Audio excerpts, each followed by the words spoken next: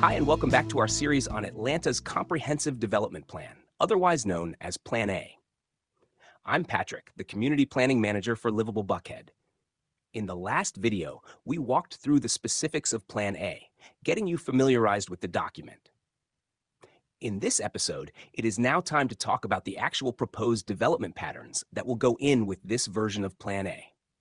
Do note, there is a little bit of overlap in some of these categories, but each category maintains a sort of progression in terms of density, from the lowest possible density to the highest possible density. The first two categories are large lot single-family residential and medium lot single-family residential. These two development patterns represent the lowest density and the type of land use most commonly seen in Buckhead. Outside of the core commercial areas and along corridors such as Roswell Road and Peachtree Road, these two designations are intended to be entirely single-family under the new Plan A. Properties zoned R1 through R4 will fall within these categories. These are broadly consistent with what we currently see on the ground in Buckhead.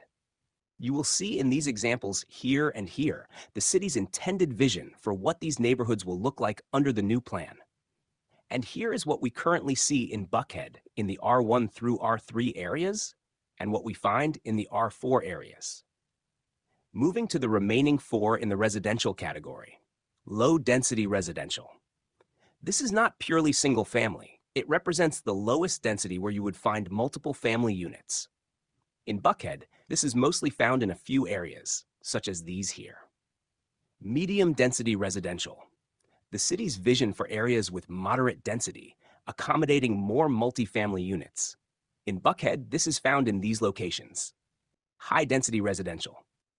Areas intended for high-density living, including apartments and other multi-story residential buildings.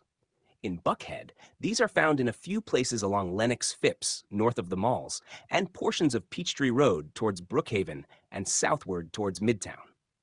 Residential flex.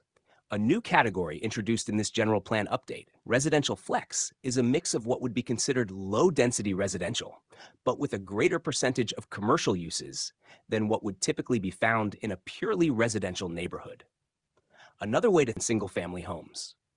Hardman Court and the area between Farr Road and Peachtree Avenue are good examples of this in Buckhead. Moving on from the pure residential categories, we get to the mixed-use categories.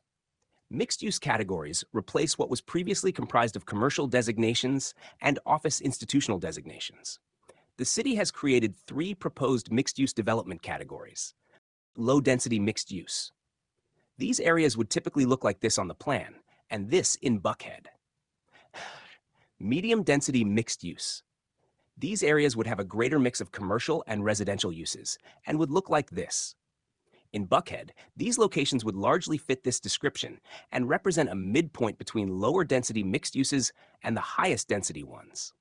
High density mixed use.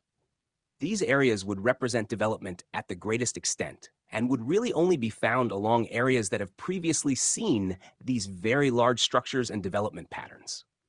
In Buckhead, that is predominantly along Peachtree Road between Buckhead Village and Roxborough Road. The third and final grouping of development patterns for Plan A are industrial, industrial flex, open space, and community. Compared to other parts of Atlanta, Buckhead has less land in these districts, so we will go over them a little quicker. Industrial. These are areas that would typically not be compatible with residential or commercial uses.